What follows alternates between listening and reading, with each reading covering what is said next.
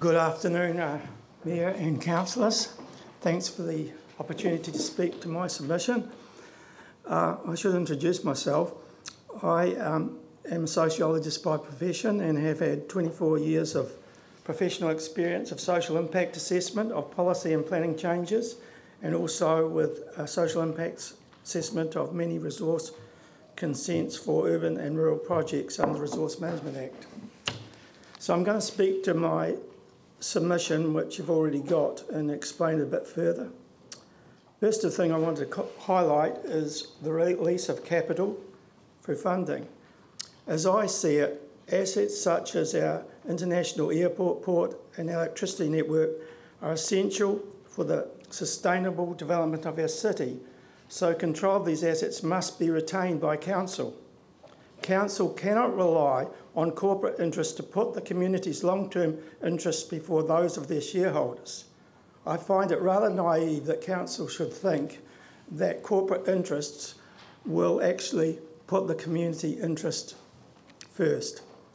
Secondly, I want to talk about building sustainable transport networks.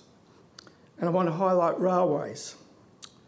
Railways are an important component of our transport network, yet this mode of transport is ignored in the proposed long-term plan. Given the current congestion of our roads, the council needs to urgently plan for commuter rail services to be reintroduced and for additional freight to be moved by rail rather than by road. If you just live near Brougham Street, you'll see the number of trucks going down that road, which could be got off that road if they could be, or some already are by having these inland ports, but we need to do more for that. We also need to think long term, not just 10 years, about what happens to commuter transport. And I think we don't want to get in the mess that Auckland's got into.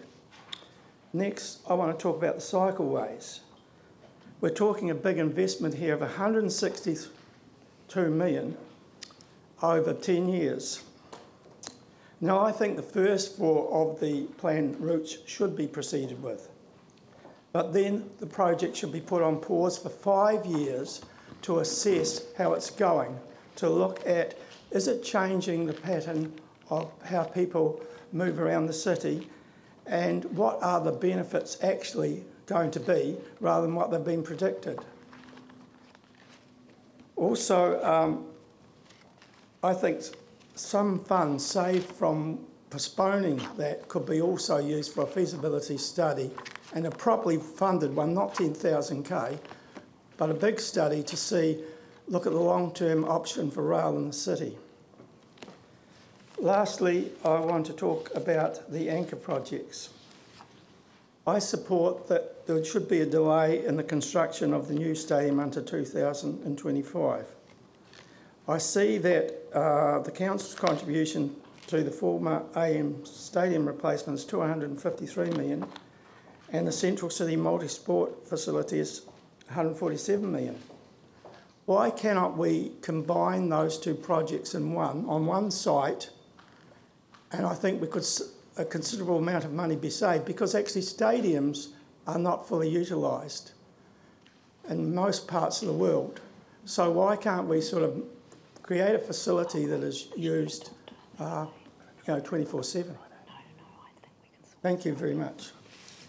Right, questions, Yanni? Thank you for making the time to make a submission.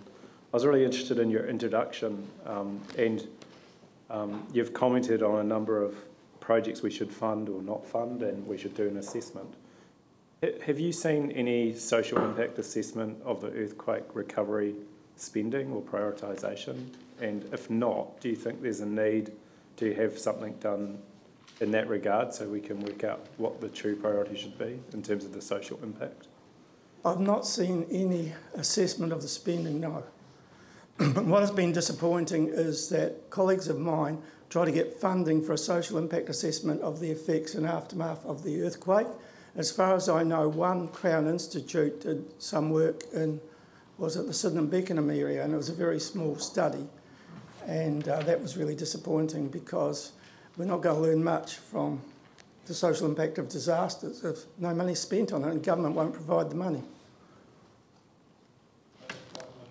do it, is it something you think council should consider funding to help us understand where the prioritisation should be in terms of funding? Well, I think you should consider it, yes. Look, that's the end of the time. I have sort of kind of prefaced a lot of the things that we're stuck to these 5-minute limits. Really sorry about that. And if we do this again, we'll get a better process in place. Thank you.